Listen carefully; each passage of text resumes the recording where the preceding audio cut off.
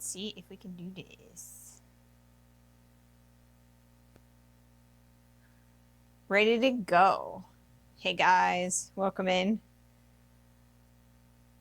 Get ready to do a couple things real fast. Alrighty. Got that done. Should be good to go now. And welcome in, welcome in. Hi, I'm Ray, and we are streaming blacksmithing. So today we are going to be see if we can't finish our scrolling tongs. So over the past 5 days, we have kind of made two halves of a pair of scrolling tongs. These tongs are specifically made so that we can do scrolls and start scrolls, curls with our blacksmithing. I made a set of scrolling tongs when I first started blacksmithing, and I was not happy with the look of those, and so we're going for some redemption. So far, this is what we've got. So today, we are going to be finessing these tongs, making them look a little bit more pretty. First off, we're going to finish the hole that we started on Friday. So we're gonna put finish punching all the way through this piece. Then after that, we are going to go over, well, we're going to go over to the vise, and we are going to kind of flatten out the boss area of these tongs so that they fit together. Earlier today, I was kind of sort of fitting them together, like putting the hole over the hole, and I found out that these two sets of tongs won't actually fit, or these two sides won't actually close when you fit them together. So we're going to use a combination of finessing with the hammer and grinding with the angle grinder at the vise to make sure that these two halves will close. So after that is done, we're going to, we're going to start making a rivet, and we'll rivet them together and finesse them after we've riveted them together. So the goal is to finish all of this today. There is a chance that we won't finish until to Wednesday, but I'm really, really hoping that we can get this done today. I would be amazed, though. I did originally plan 6 days for this stream, or for this series of streams, because we do about 2.5 hours each stream. And the last time I did a set of tongs, it took 12 streams, and those streams were only about an hour. So I've attempted to kind of condense those a little bit further to do the 2.5 hour stream. So we're on track to get most of it done. We might have to finesse them just a little bit on Wednesday to make sure that they pinch together and function correctly. Greetings, Ping. Welcome in, everybody. So today, as a result of trying to get as much work done as possible today, I may be a little less talkative, but I think that overall we should have a good time, and I should be able to, talk to you guys mostly like normal. So first things first, we're going to start up the forge. Oh wait, I forgot. I bought a new canister of propane, and I forgot that I needed to switch them before I turned on the stream. So we're going to do that first, and then we'll start the forge. Alrighty.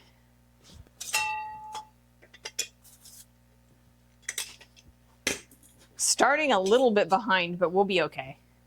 All right.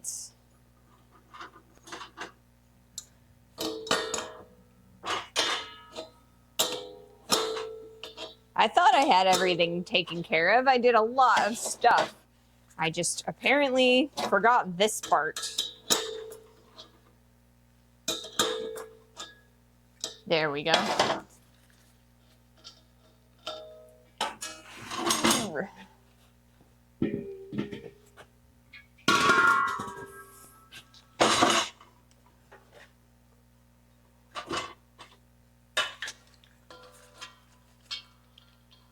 Alrighty.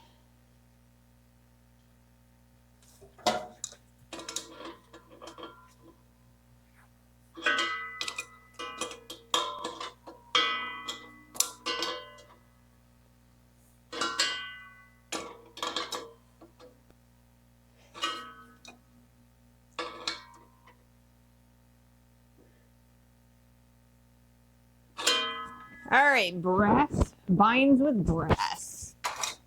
All right.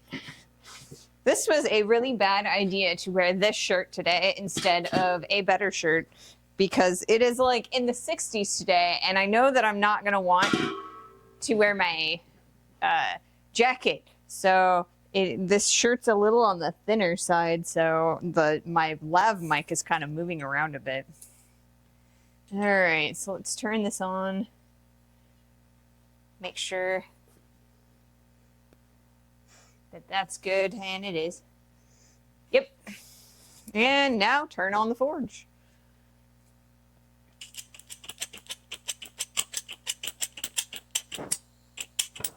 There we go.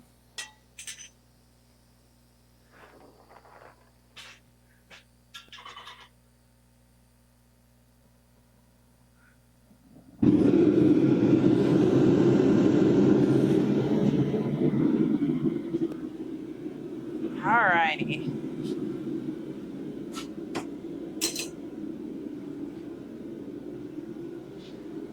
We are on our first ad, so I'm gonna make sure that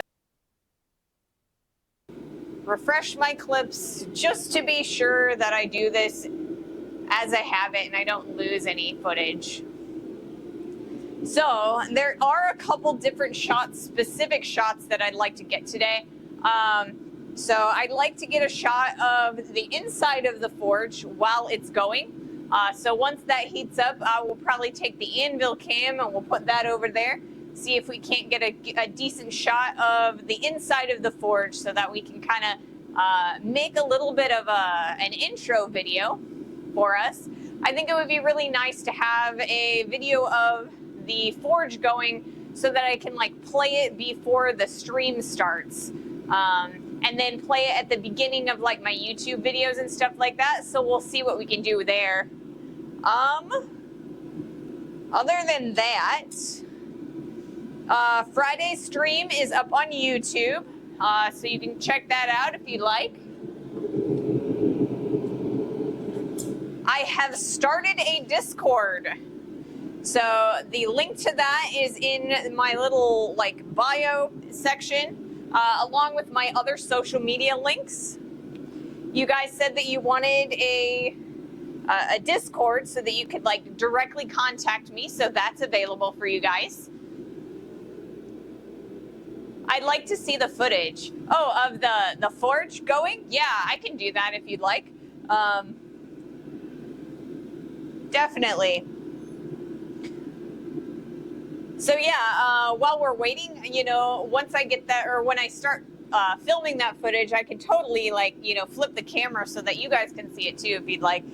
It's actually pretty interesting in there. It's kind of like, it glows kind of like your oven or like the toaster if you look inside of it while it's toasting. So it kind of has this like interesting looking glow and you can kind of see inside there. Let's see. Another thing that we've got to finesse today is I forgot to round out this half, the jaw section of this half. So we're definitely going to have to round out the jaw section of this side of the tongs. And we'll probably try and straighten it up a little bit as we go. There's a little bit of extra metal that kind of ripped off when we were doing when we were punching out that slug. So I want to get rid of that too. So I will probably grind this one before I finesse it a little bit in the forge. Let's see. So today it is in the 60s, so it is absolutely gorgeous outside. It's actually colder in here than it is outside. Because when I have the doors closed and everything, it kind of retains a little bit of that cool air. So I'm expecting that it'll start heating up real nice and I will probably start sweating here. So hopefully, you know, it's not too bad. Thanks for the Discord. Yeah, go ahead and, you know, it's available for you guys. Like, I've made a couple channels. Like I made a blacksmith trade post, so you guys can post like Craigslist items and like pictures of stuff that you're looking into buying or you have questions about. And you can ask me whatever questions you have. You know, is this a good value? Is this like, you know, what do you look like? Or I mean, not what do you look like? What do you look for when you are looking for specific items or tools or whatever? I've got a meme channel, so you can, you know, post your blacksmithing memes and things like that. Then I've got the general channel where we can just chat about whatever, our days or anything like that. And then I have like a project suggestion channel for you guys. That way we can do like polls and like you guys can suggest what types of projects you want to see in the future and that sort of thing. So there is the voice channel because like you have to have a voice channel in the Discord. I probably won't use it a lot. Maybe if we're doing like reaction videos like we were talking about doing, I might do those on the Discord just to have like a good vocal sound when we are on the computer itself. And then you can come in and talk with me directly through that Discord. So we will see how that goes. Use it or don't. I mean, I will use it as best I can, but it is a place for you guys to directly message me throughout the day when we're not actively streaming. So yeah, there it is. All of our emotes that I've made for the Twitch are within that channel. So if there's one that you'd like to use that you don't have access to, you can use it in that channel and we can have a lot of fun there.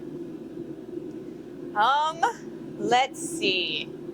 So I think I've come up with a schedule for how things are going to go on my YouTube channel. I think what we're going to do is we are going to post Friday's video on Monday, Monday's video on Tuesday, and Wednesday's video on Thursday. And those are the raw streams. The goal is to produce one edit every week. That's going to probably be a little bit iffy in the beginning. It's been about, it's going to be a little bit less frequent for the edited videos as I build up a little bit of lead time on those. But yeah, I will probably once this video is done for the scroll tongs, I will start editing that one. And then as we start doing the silverware streams, I will do a video for each of the pieces in that set, the 4-piece set. So that will produce 4 videos. And we will go from there. So we'll see how that works. But yeah, the goal is to do 1 video a week of edited content. I'd also like to produce like a couple shorts every now and then, like something that's like 30 seconds to a minute and a half of just like whatever. And I'll try and post those on the YouTube, the Facebook, and probably the Instagram. So that is the goal for that. That's how we're going to move forward with the channel, both the Twitch and the YouTube channel. So as I'm trying to produce more edited content, we will probably do a little bit more of interesting shots, like specific shots that are designed specifically for the YouTube videos. So the first one that we're going to do of that is probably going to be the inside of the forge. And I think I'm probably going to try and do that one now, if I can manage it. Waves from Northwest Missouri. Well, welcome in. Waves from Southern Illinois. So yeah, we're about an hour away from St. Louis, Missouri. So we're like in that area, you know? So yeah. Let's see. Can I actually reach the forge from here? I didn't think about that. I have a cable that's attached to that one, or to the, instead of using a battery, what I'm using is a cable. So like they're called dummy batteries. So you have like a little dummy plug that goes into the battery slot, and then there's a cable that kind of comes out and gets plugged into an outlet. I gotta figure out if I have a way to move that over. Oh, I know West Frankfurt. Yeah. I don't know that I've heard of that specific town. But yeah, we're around the southern Illinois, Missouri area. I'm not originally from here, so I don't really know like a lot of the smaller towns. Most of the towns that I know are like some of the bigger ones. The ones that like I get groceries in and stuff like that. So like Livingston, Troy, Edwardsville, things like that. Let's see. Is there a way that I can get that camera over here without disrupting things? I wonder if I can turn that off, plug it in over there, and then, but that's really close to the forge. I don't want to melt that cable. Okay, so maybe we will get that that shot a little bit later. Unfortunately, I don't think I can get that during the stream, because I think I want to grab one of the batteries and get that shot without using the cable. So I will, when I pull that footage down, I'll post that specifically for you guys to see. West Frankfurt is just south of Mount Vernon on 57. Oh, okay. Yeah, I've been out that direction. I used to have family that lived out over in Mount Vernon, but they no longer live there, so. Trying not to dox myself, so, you know, I'm not going to tell you exactly where I live or anything like that. But yeah. Okay, so we've got plenty of heat. We're going to continue working on punching the plug out of our tongs, or that side of the tongs, so yeah.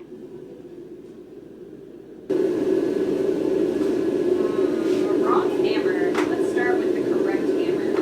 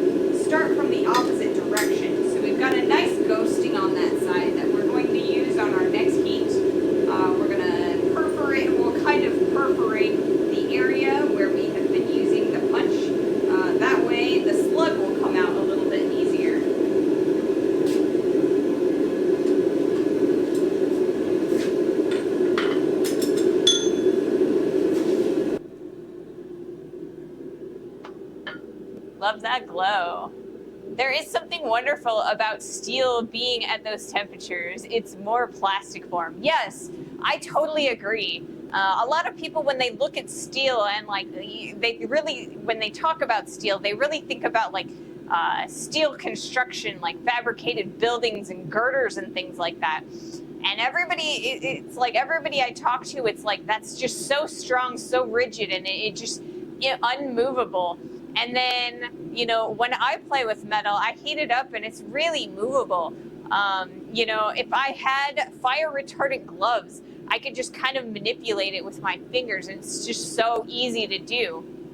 And I love the malleability of metal in general. the fact that you can melt it and it just like turns into a molten liquid. I absolutely love that feeling, and just being able to manipulate such a rigid material, it makes me, you know, appreciate the rigidity of it. That is so cool. Yeah, and I just, you know, I love it. I love casting metal. I just love working with metal in general. See, when I think of rigidity and strength, I'm actually thinking about wood. And I know that sounds really weird because wood is just so easy to get a hold of, and it's just so easy to cut and manipulate for a lot of different people. But it's kind of one of those things where it's like, when you cut a piece of wood, you can't put that section back, or back onto the hole. You actually, it's just always going to be off. You can't just like put it back together.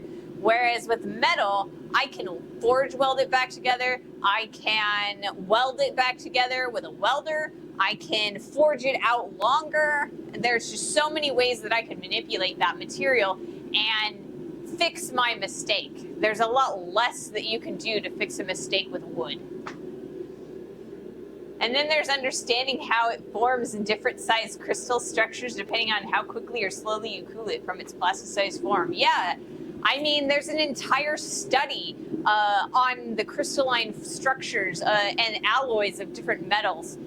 They call that metallurgy. So I've taken a little bit of, or I've studied a little bit of metallurgy, but a lot of what I've learned has been kind of hands-on experience.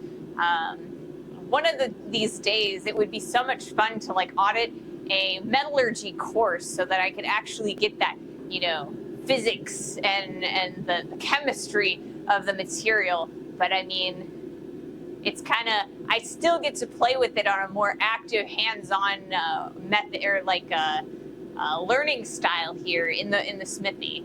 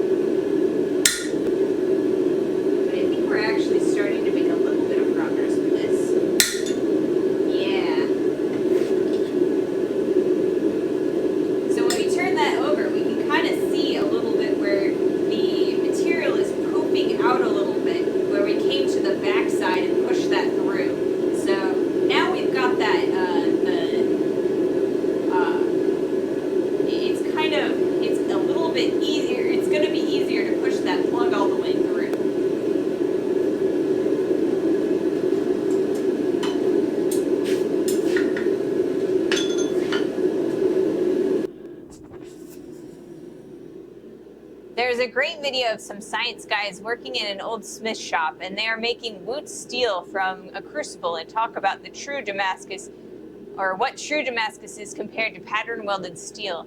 The study of the crystal structures in that video is amazing. I can find the video in the link if you'd like. That would be so much fun to watch. I've seen a couple different places where they've made wootz steel, and it is completely different. The Damascus steel is completely different than pattern welded steel. Like, pattern welded steel is taking two dissimilar steels and stacking them all together into like a, you know, a sandwich, right? So you've got, you know, one of your materials and another material, and then the first material and the second and the first and the second and the first and the second. you know, however many layers that you want to start with, and you weld that together with a forge, and then when you heat that up, you can forge weld it together, and then it'll continue, it'll keep those striations. That material won't mix until you bring it all the way up to its melting temperature. And because those two materials don't have the same melting point, you're gonna keep that striation in there.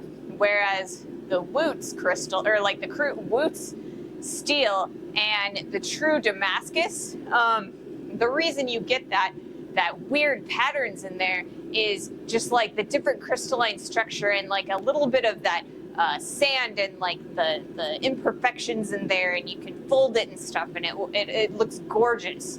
But it's all about it's more homogeneous than our pattern welded steels. But yeah, if you're, you know, if you've got a link to that video, you can totally post that in the chat or in the Discord, and we'll approve it. But yeah, I would be really interested in watching that video. It was really interesting because it wasn't actually that long ago that we discovered the true metallurgical profile of true Damascus steel and that Wootz crucible steel. I think it was like 2014 when they were able to find when they had a breakthrough in the archaeological metallurgical discipline for that. I will drop it in here, or it's 50 minutes in a documentary style. That's so interesting. I would love to watch that, yeah.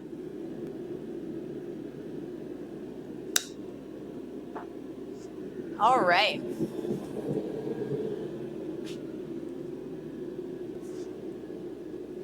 So we're going to continue punching this hole because, like I said, we're really, really trying to work hard at finishing off this particular project so that we can start a new, fresh project on Wednesday. Like I said, we're going to try to start that project Wednesday. There is a chance that we won't be able to start it until Friday. All right, so we're really starting to try and punch out that slug. So we're getting real close. Real close. It's looking like it's going to take about one more heat. Let's cool off that punch in a little bit of oil. And then we'll heat this back up one more time.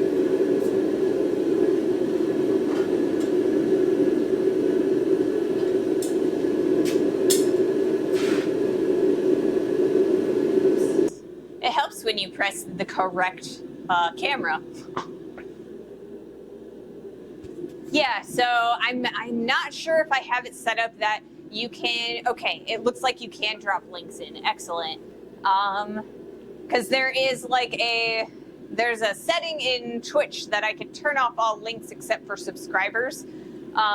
And I don't really have an issue with that at the moment, so I didn't think that I turned it on, but I might have, and it looks like I haven't. So that's awesome. I will, let's see if we can't,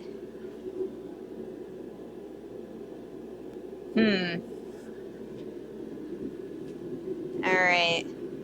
Let's see about putting that on the Discord. So I have both the Twitch app and the Discord app on my phone. So let's see if I can do that. But we will see.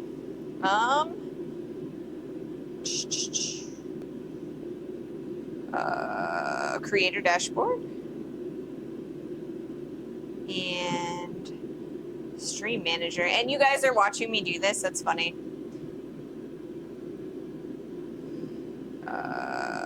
Copy text. Now we're going to go to the Discord.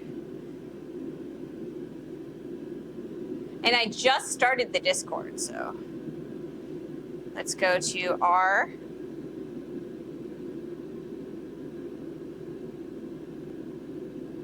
excellent. Hi guys, I've seen that a couple of you have joined the Discord.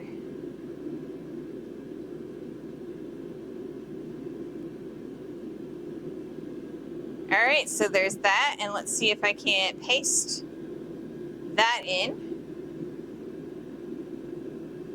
And there we go. It is in the Discord.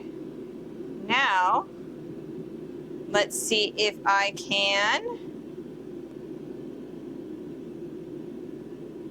We have pinned that message, so it'll be on the top, so you guys can check it out, even if the Discord gets really active. So that's the first pin on the new Discord. There's a craftsman Discord that has a small handful of blacksmiths if you'd like to join. Yeah, you can totally pop that into the Discord server too. I'd be really interested in joining all kinds of different communities. I've been trying to join a lot of different creators, Twitch creators and other types of creators' Discords, because I really want to create a community and be a part of that community.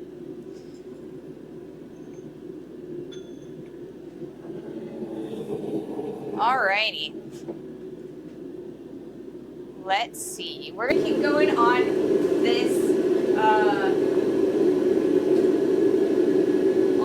hole. We're almost through. I'm looking to see if we can't finish it out this heat.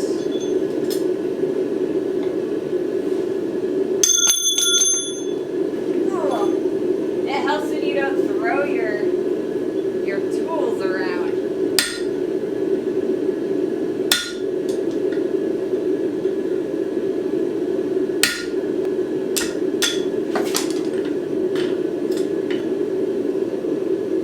And it looks like we've actually got it all the way through. I'm very excited about that. I wish I hadn't thrown the piece though. I think I need to be a little bit more careful there. Let me kind of move that a little bit further. We are done with that hole.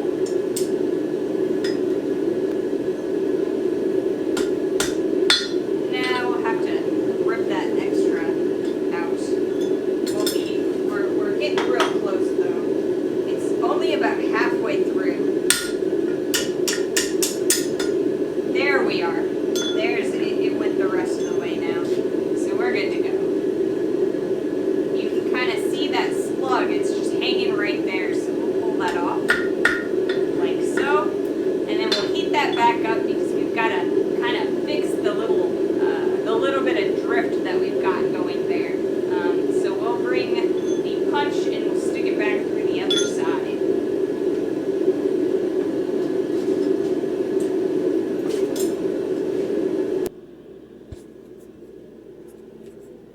Afternoon, Harold Spark. Welcome in.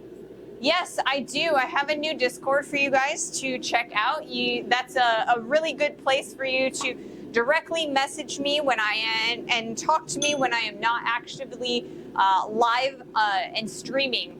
I have places where you can post different Craigslist posts, so I can help you evaluate what's a good value. And you know, I can take a look at anything that's kind of assess the tools and see if I can't help you fix things that might break and stuff like that. And we've got a channel for suggestions for different projects and polls and things like that. So I'm really looking forward to using the Discord, and hopefully we can build a really amazing community there. Just joined your Discord and linked to Black Flag Ironworks Discord. Excellent. I will definitely take a look at that when I am no longer live. I don't really want to, scroll through Discord while I'm live because it's kind of, a little bit on the rude side.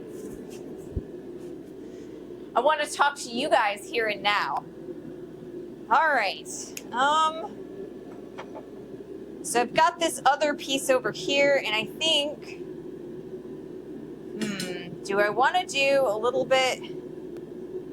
I think what I'm going to do is I'm going to heat this guy up too, so that we can round out the nose for this guy. next.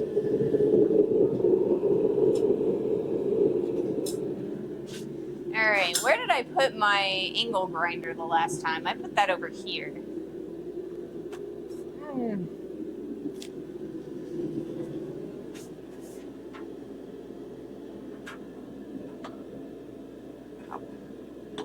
Let's see, where's a good place to put this? I'll put this hammer over here, and I will put this oil over here for the moment. My water can also go over there after I take a sip of it.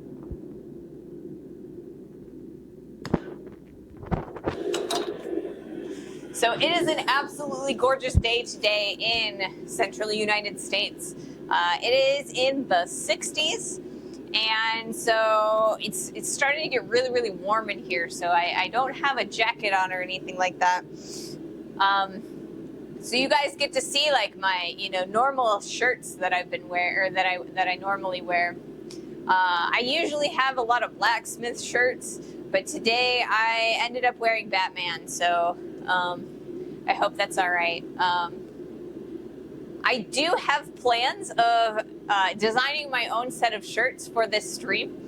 I will be designing coming up with a couple of different designs, and first I will wear them here.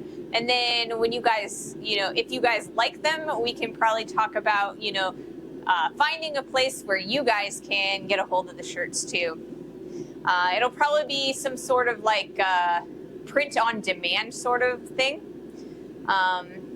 Because that way, I think that's a lot easier to deal with when we are so small. Maybe we'll move up a little bit to a more bulk print, a cheaper bulk print once the community starts growing a little bit further.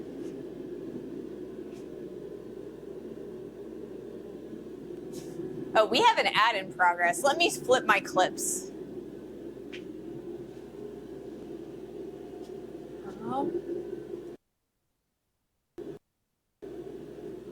Time is flying today already.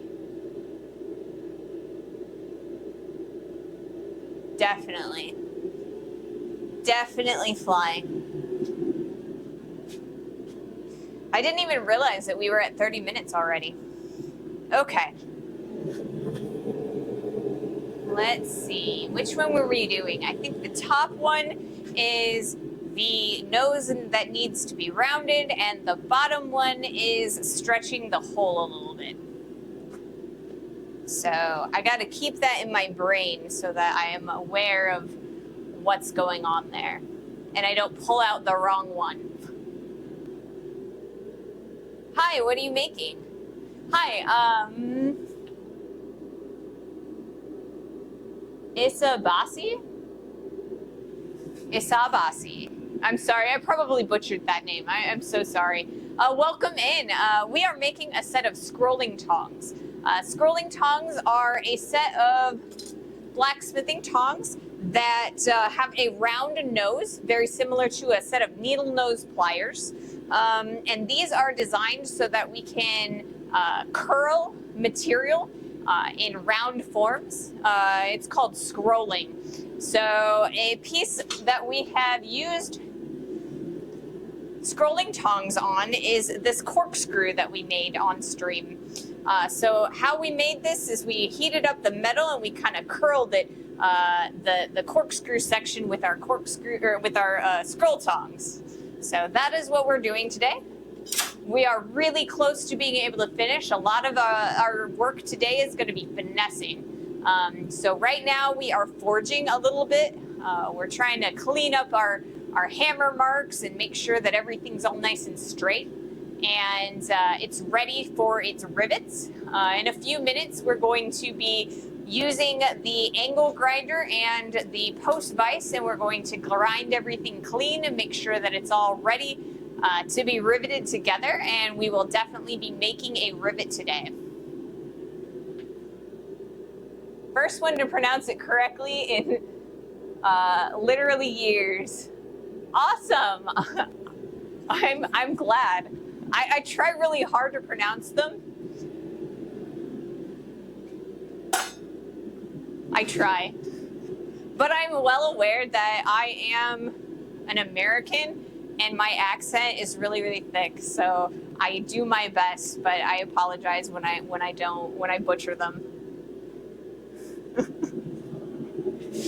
All right.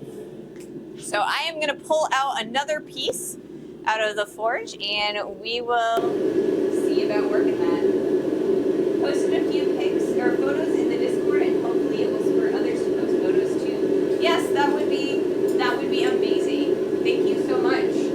It's a brand new Discord and I know that a lot of people have a tendency to kind of like leave a Discord when there's not very many posts in it. So having some engagement is really going to help me. Oops, I don't know why I have the wrong, or that hammer. If I need to use this hammer.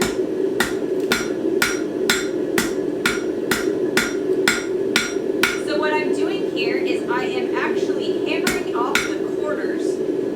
This edge here, it's a square profile, and what we're doing is we're taking that square down to a octagonal profile. And the reason we want to do this is because from the octagon, we can kind of round out this nose. And then we go from octagonal to round. A lot easier.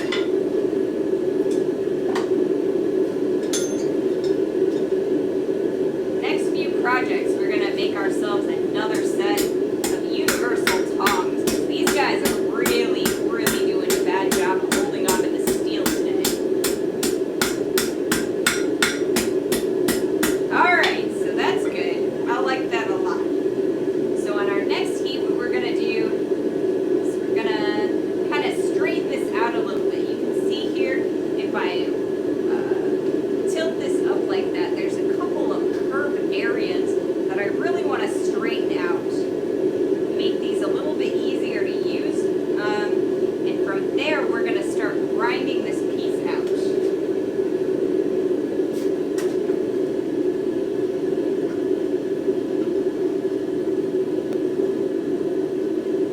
I'm going to pull this guy out, and we are going to kind of bring him around over here. I'm going to try and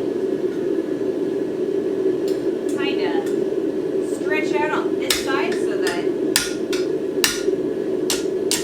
we get a little bit of a, or it kind of straightens out a little bit when we popped the plug through. It got a little bit wonky. So I think we're really nice. I think that's going to be really good for that. So we've got our hole all the way punched through there. And our next heat on this guy is going to also be straightening out some of the curves and the areas that are a little bit wonky. And then we'll take this to the grinder as well.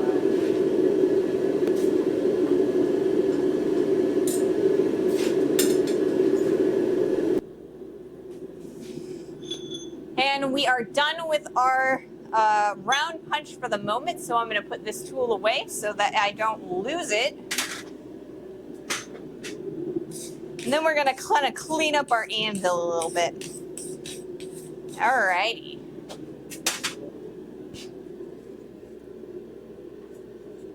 It's not a real name anyway. ISIP was taken, and it's not a real name either. Yeah, when I first started, or when I first got onto Twitch, I started it as a viewer, and I kind of was more into gaming than I was into the makers and crafters scene. So I kind of wanted to use my gamer tag, the one that I had been using for years, as my profile, or like my username on Twitch, but it was already taken. I've been using the name Raygun for about 20 years on video games, and for whatever reason, it had been taken on Twitch by the time I got there. So I ended up using one of my D&D characters' last names and sticking Raygun and then that last name. So I ended up changing when we decided to do blacksmithing instead of gaming as streaming. But I totally understand that. It's very frustrating when you can't get your username.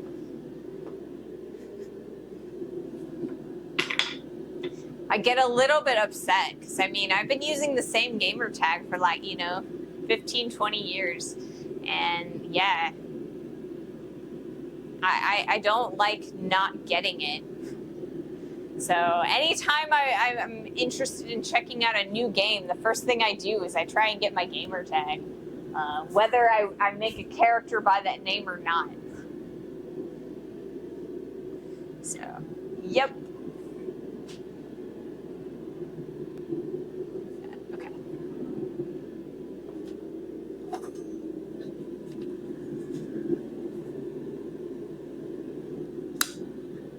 So, I think on Thursday I posted my video, or the overview of the bird feeder hanger that we made as our last project. And I looked at the statistics on YouTube today, and apparently someone disliked my video. Someone liked it and someone disliked it. And I'm kind of like, I know that YouTube is a very fickle platform, and, there's always trolls everywhere. You never know, some people just like to downvote things and like give nasty comments just to be mean and discourage people. And I had a nasty comment on one of my previous videos, and that one didn't get to me at all. I thought it was kind of funny because at least, I knew why they didn't like my video. But it's like, I feel like today when I saw that downvote, I was just like, wow, somebody didn't like my video. Why didn't they like my video? So I feel like it almost affected me more to see that thumbs down than it did to see an actual comment, because it's like, I don't know why these people didn't like my video. Did they not like it because they didn't understand it? Was there something wrong with, my shots? Do they just not like me? There's any number of reasons, and it's just like, if I had a reason, I feel like I would be much more satisfied, because then I could, like, I would know if it was something I could change to make my videos better, or if it was something that I can't change, and then I just let it, slough off your back, So it's kind of interesting the way that kind of felt for me. I was kind of, surprised by that. My name was uber creative. Took me weeks to think of it. Yeah. Blacksmith Dan. I hear that disliking it is better than not clicking on it at all for the algorithm. Yeah, I've heard that too. Like, and there's that old adage in Hollywood, any press is good press, right? So there's a part of me that's like, someone engaged with my video. Whether they liked it or not, they felt the need to actually engage with it. And that in and of itself is very encouraging for me. But I'm one of those doer people. If someone doesn't like something, I want to fix it, right? So the fact that there is no comment with that, it bothers me a little bit. So I don't know. All I can do is the best that I can, and work towards improving my videos and my content every single day. So that is my goal, is to make sure these videos and these streams get better every time. So,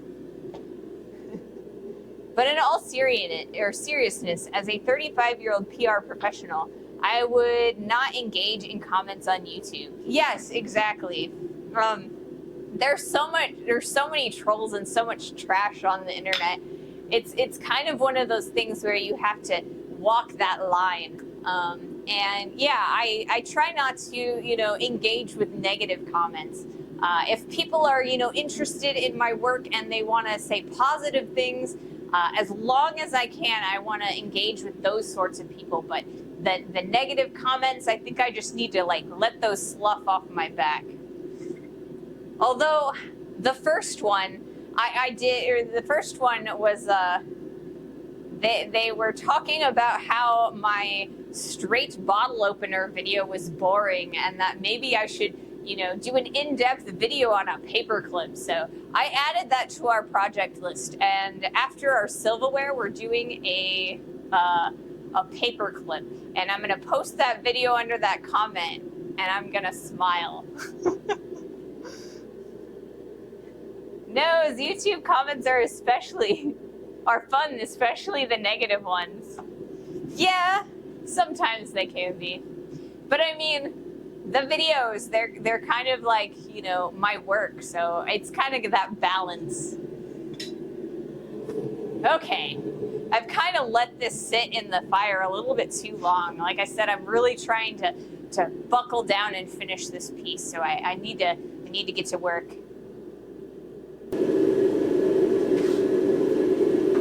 All right.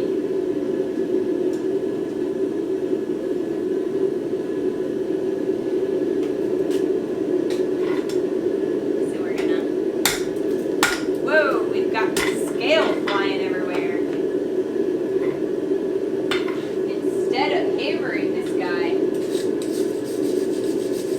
we're gonna see if we can't get rid of some of that scale a little bit, maybe. Yeah, because that's dangerous. I don't want to set anything on fire in the shop. Alright, careful.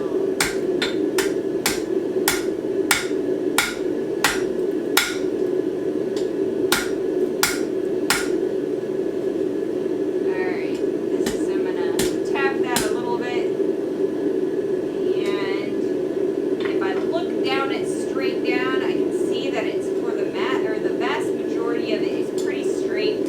Except for the boss area. That's got a little bit of a curve to it, but because there's a little bit of extra material from where that plug came out, I think my next goal is actually going to be to kind of grind that down just a hair to make sure that when I am straightening that out, that I don't plug that hole. So I'm gonna put this on block to kind of cool down a little bit.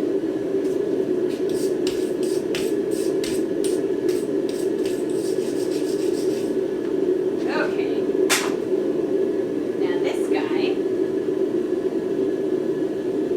we're going to see about straightening him out. And once again, he's got a little bit of extra scale. So I got to be really careful when I am using the hammer here, because I don't want that to fly too badly and burn myself. Alright, this guy is also ready to get ground down a little bit. I think, yeah. So we're going to grind that excess around the hole off, and then we're going to put this right back in the forge. So that's what we're going to do.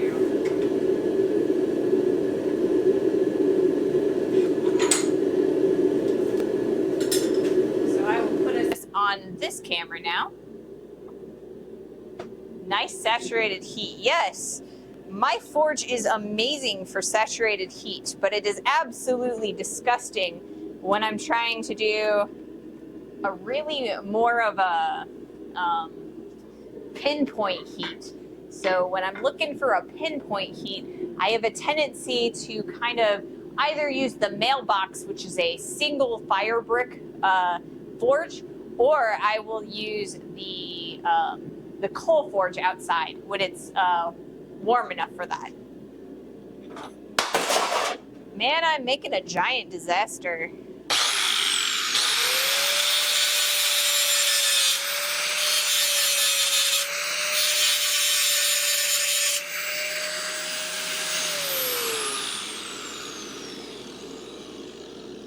All right. So we've taken that edge off.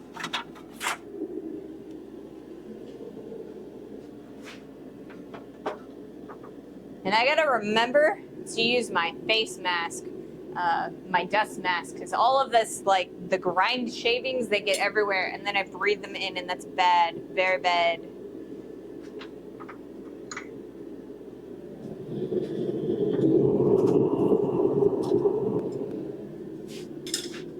So let me do that, because I gotta do the same thing on the other side.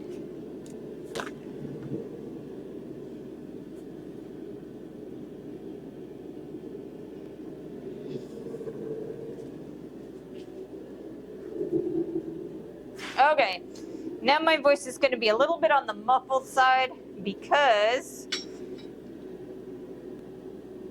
you know, I got this like nice face mask on.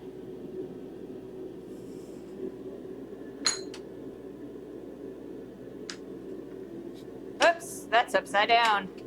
I don't want to do that side, I want to do this side. Ugh.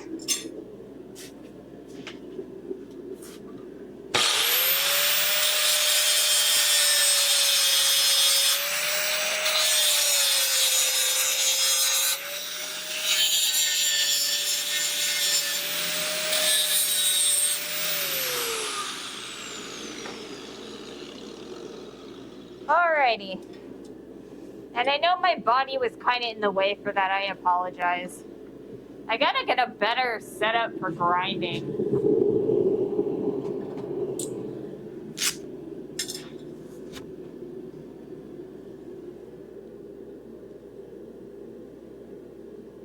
Yeah, tighter isolated heat is really bad in a gas forge. It's really hard to get. And that's why coal forges are so great. They're beautiful for that because you can kind of pile up a lot of material if you want that saturated heat, or you can kind of like isolate a little bit of coal in the center, and then you can get really precise with that. And that makes it a lot easier to, you know, tweak things. You can actually direct your coal forge to be more like a torch, like a little skinny flame. That's really useful at different times. All right.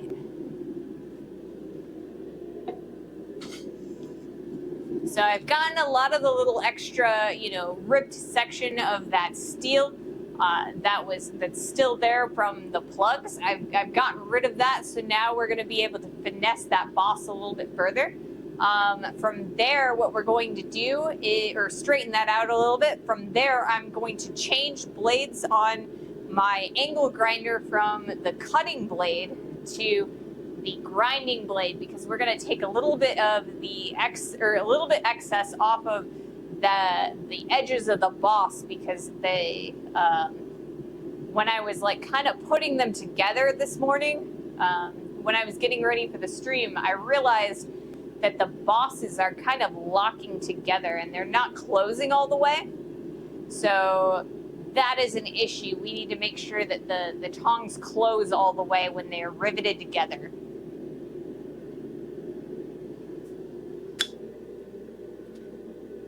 That's why I keep my QA torch handy and use that for isolated heat. Yeah, I mean, that's a great idea. I have a oxyacetylene torch, and I also have a oxy map gas torch in the other, or in the cold shop for the, or in that room there is I call it the cold shop, and it is my jewelry studio.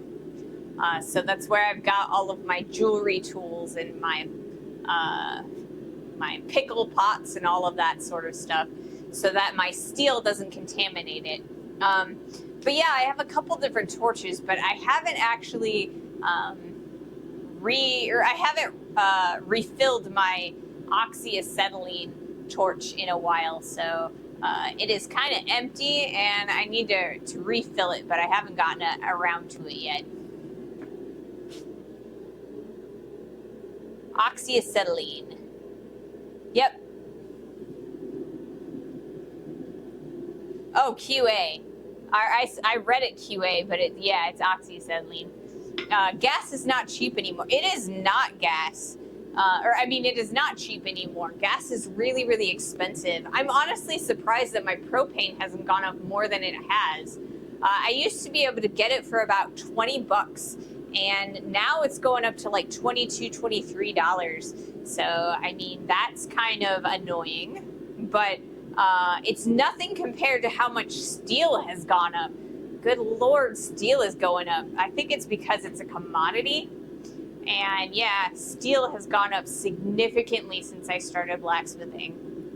So I've been trying to rely on some of my steel reserves. I haven't gone to the steel supply in a while, but soon I will have to go, and it's gonna hurt, but we'll get there and we'll get through it.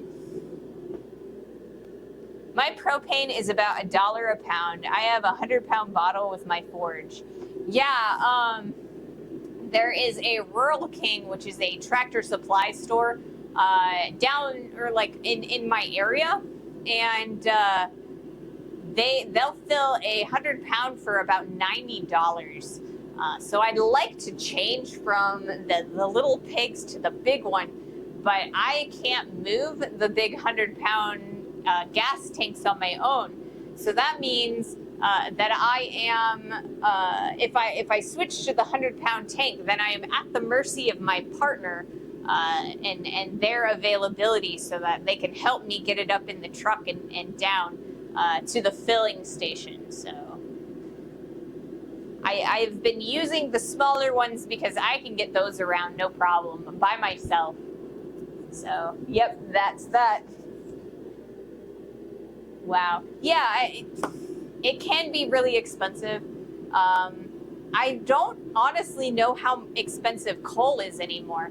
I don't have a specific place that I can go to get coal anymore, because the place that I used to go, they stopped carrying it. So I haven't had a chance to look around for a new place to acquire coal.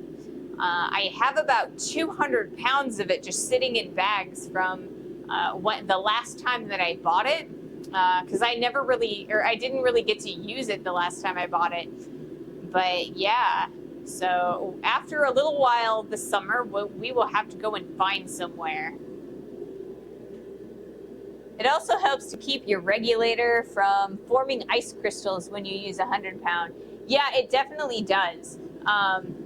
I get a lot of ice crystals at the bottom of my tanks as we are streaming. So I frequently have to change tanks in the middle of the stream. I try to keep that to during commercials, but it never seems to like want to line up. So yeah. All right, I'm gonna do one more heat, and then it looks like we're gonna have a commercial break. For those who are not subbed or turbo. And then from there, I will, we'll continue working.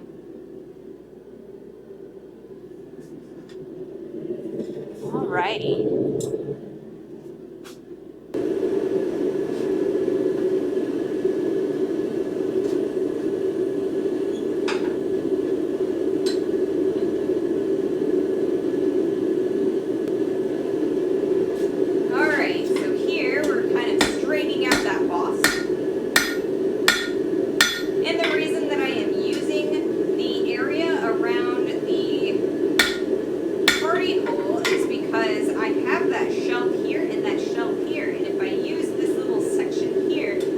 It's not going to kind of crush that area, so we'll get a good amount of movement exactly where we want it. So I'm really liking how straight that's looking today. So I think we're just about ready to kind of grind that smooth. You can see it kind of the boss is a little bit thicker in the back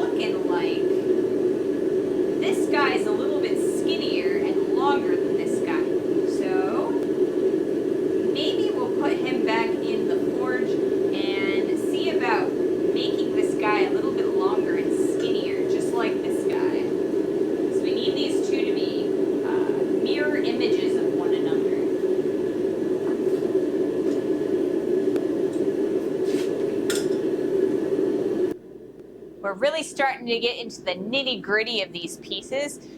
It's going to be a lot or a little bit of work for the heat that we're doing, or each heat that we're doing, because we want to make sure that the you know, they look good and that they function. So we are kind of, you know, a couple hammers here, a couple hammers there, or like hammer blows. So yeah, so that way they are both functional and attractive. Keep the small bottle in a stock of water. It will keep it from freezing. Does it? I've never really had, or like there's another person suggested that I use like a blanket to kind of insulate it. That I don't think that would work. Maybe the water would. I'm not really sure. I guess it's worth a try. All right, so I have an ad starting soon, so the next thing that I'm gonna do is I'm going to refresh my clips on my cameras.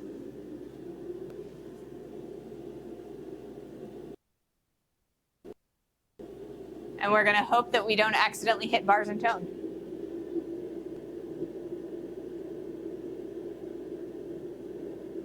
There we go. So that is good. So I have this piece of black steel here, and I really feel like I want to touch it, but I definitely don't want to touch it because this guy is still hot. Black metal is probably the worst thing, or like the most dangerous thing that you can find in a shop, because you never know if it's hot or if it's cold. So the best way to figure it out is to kind of hover the back of your hand over it. And if you can see that or feel that heat radiating up off of it, don't touch it.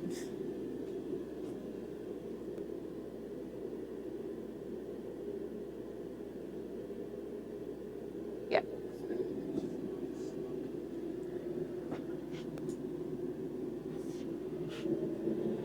So it looks like I'm on ads right now. Well, I know I'm on ads right now. I can definitely see the timer on those ads. Oh, that wasn't a suggestion, more of a question. If it's an insulated blanket or a wrap blanket, it would be effective at reducing freezing.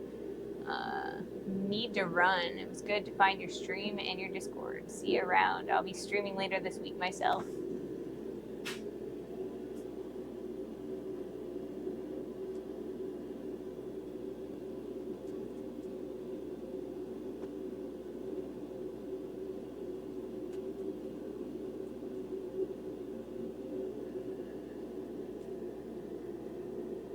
Okay.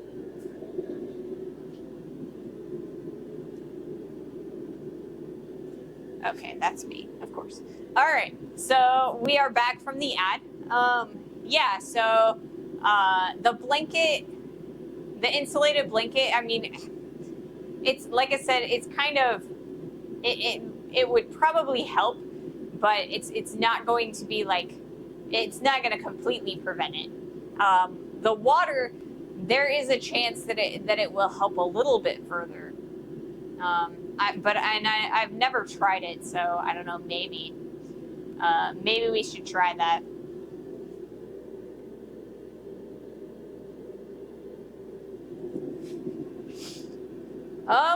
So let's see. We got to make sure that we don't touch the black metal. This is the kind of time right now that I am like really tempted to like pick the things up, and I gotta be really careful because my brain is a little bit, you know, I have a short attention span, so I always forget. The water tank works. I had to use it in my shop before I bought the 100-pound bottle. Oh, okay. Well, if you have experience, you know, I will see about getting a tank. I gotta figure out if I've got a bucket that is big enough for the tanks to go in. I'm sure I can find one somewhere. Maybe like I used to have like a bucket that was about yay big around for my quench bucket, but eventually it no longer held, or it was no longer watertight. So maybe I need to get another one of those. if that'll help. Then maybe I will be able to get more of the gas out of the tank before I have to switch them. All right. What was I doing on that one? Oh yeah, I remember what I was doing on that one. We were going to increase the length and reduce the width of the jaw on this side so that it matches this one.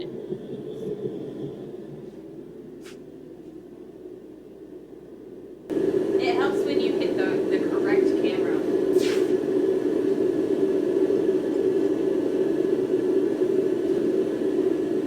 It is always really great to see fellow blacksmiths come into the stream. I'm always excited to hear from them because everybody has their own tips and tricks.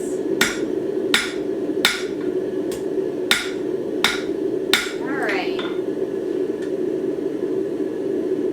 So we've kind of fixed that just a little bit. It looks like we still got a tiny bit to go.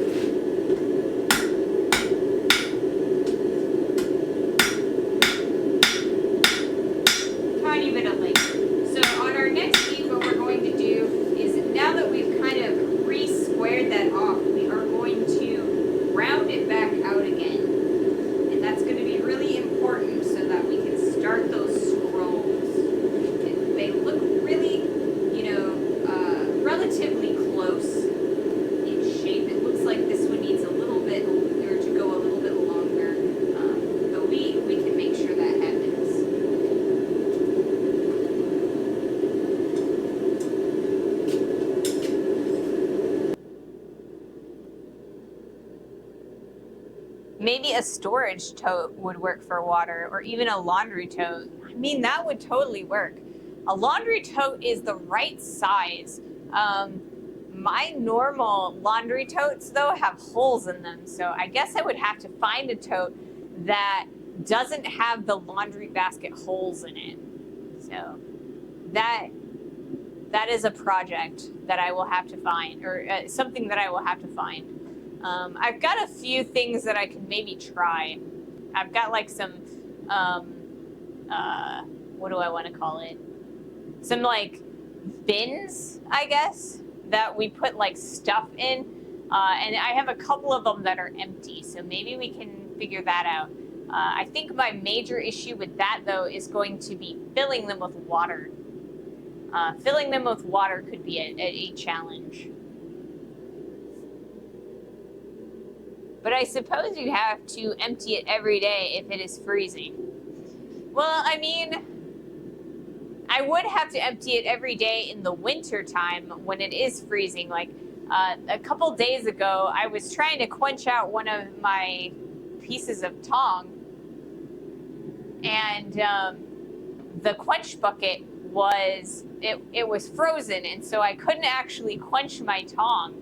So if I had a tote full of water in the winter time, I would definitely have to, empty it out and refill it every day, because it would just freeze in there. And then I would have a block of ice with my tank frozen inside of it. So I don't know. We'll see about the logistics of that. It would be nice not to have to, change the tank every so often.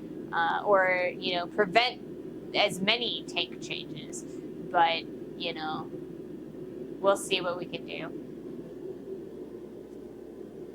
All right. I'm going to grab some water. So there's a giant field on this side of the shop, and there's a window right there. And a couple minutes ago, I saw somebody crossing the field, and it was kind of weird. I was kind of worried that they were looking in here, but they weren't.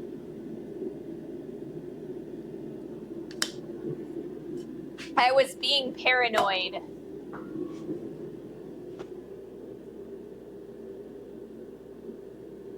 Very good points. I guess you could use windshield washer. That is a lot of windshield washer fluid. If I were going to fill a tote bucket full of windshield washer fluid, I mean, yes, it would 100% not freeze because, you know, you've got the weather windshield wiper fluid, but like that is a lot of windshield wiper fluid. I mean, I don't know. It's not as expensive, but, or as some other fluids, but I don't know. I kind of feel like it's about $5 for a gallon, and it would probably take several.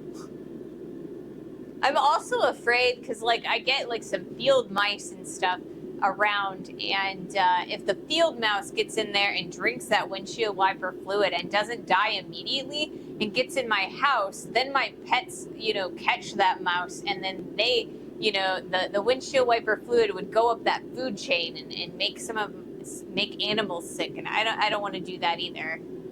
So maybe we'll do the water thing. Maybe we'll, you know, make do with what we've got. I'll have to figure out, you know, a plan, a logistical plan for that. Alrighty.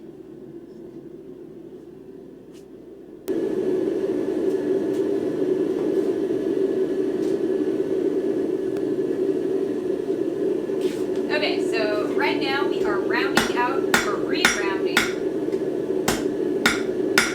this jaw because we were kind of trying to thin it out and make it a little bit more longer. And when we did that, we gave it back its square profile. So now we're trying to re-round it.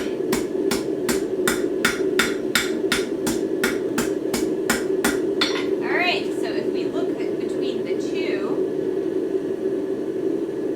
we've got a little bit of length going on here, but I think we're good enough. Yeah, because we can always take that tip off to you know, kind of make them the same if we need to. So now what we're going to do is I'm kind of going to, well, I'm not going to kind of, I'm going to take a look at the two different pieces here. And we're going to kind of compare the shapes. So it looks like there's a lump right here, and I'd really like to take that off. So we're going to use the grinder and do that. And then if we kind of put these two together like so, kind of ghosting the pieces. So we can kind of see what they'll look like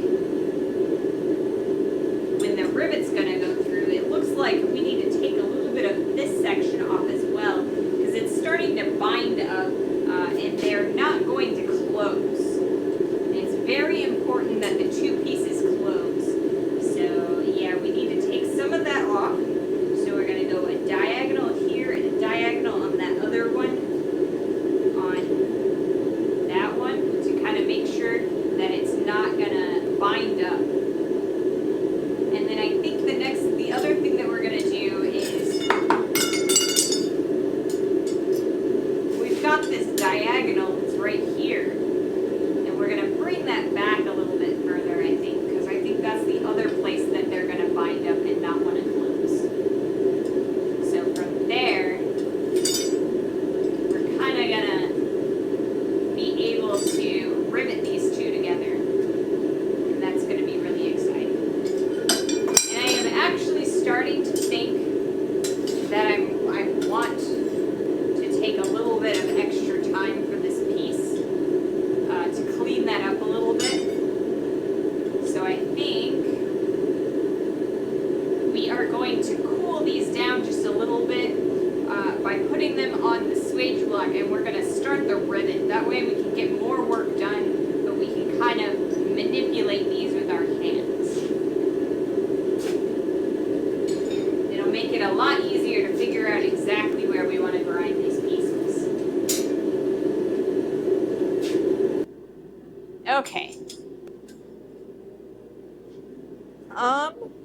So we are going to try and make a rivet, which means I need a piece of steel, and I was a bad person and I did not actually find the piece of steel that I was going to use specifically.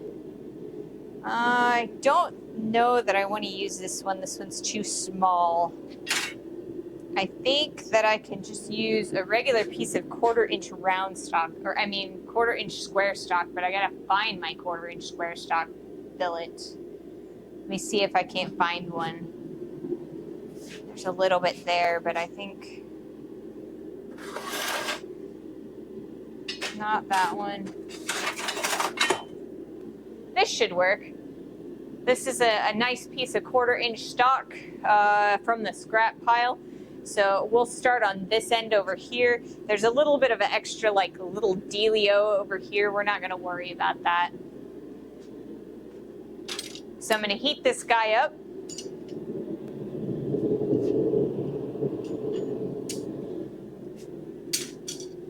We're gonna put these guys away for a few. We'll need those again later. All right.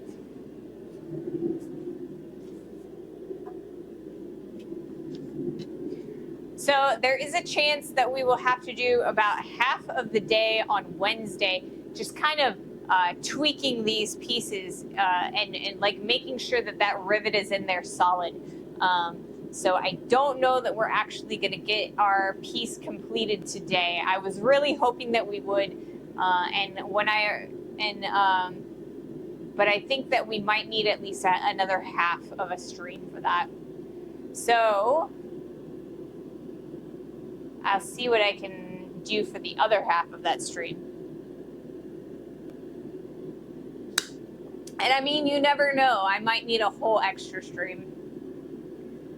But I'm really happy because when I originally planned this project, I set aside 6 days for it, or like I planned for 6 streams for it. And I also planned on using the press, right? The press was going to allow us to do more work quicker. And we were actually able to do this in almost 6 days without the press by hand hammering. And that is absolutely amazing. I have learned, or I guess not learned, but I have increased my stamina that much that I'm able to do the same work that I was able to do with the press in the same amount of time hand forging. So I've made a lot of progress and I'm really happy about that.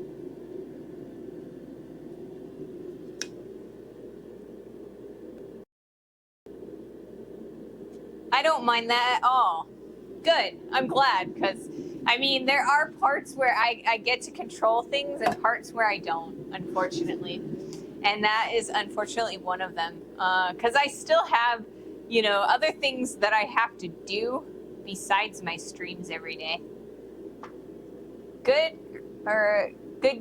going, Ray Smithy. Yeah, thank you. I'm really happy with the amount of progress on my stamina I have made recently. It has been it's been kind of a struggle for me the last several years. In 2020, I got a respiratory illness, and I'm sure you can guess which one. And it really did a number on my lungs. For those of you who are not familiar with me and are new to the stream, I got really sick, and it did a number on my lungs. And for months, I could barely get out of bed. And I worked my rear end off to get to the point where I could like walk around. But then I couldn't really make much more progress for a long time. I kind of plateaued. And one day I just decided that I'm gonna come out here and I'm just gonna do this, even if it's only 30 minutes a day. And so I just started blacksmithing, and I started streaming it to make sure that I had, you know, some kind of accountability. So you guys have become my accountability buddies for, you know, increasing my lung capacity, my stamina, and, you know, my ability to do things and feel, you know, good about it. So, wait, what did that? I got a really bad case of COVID, like COVID-19 back in 2020.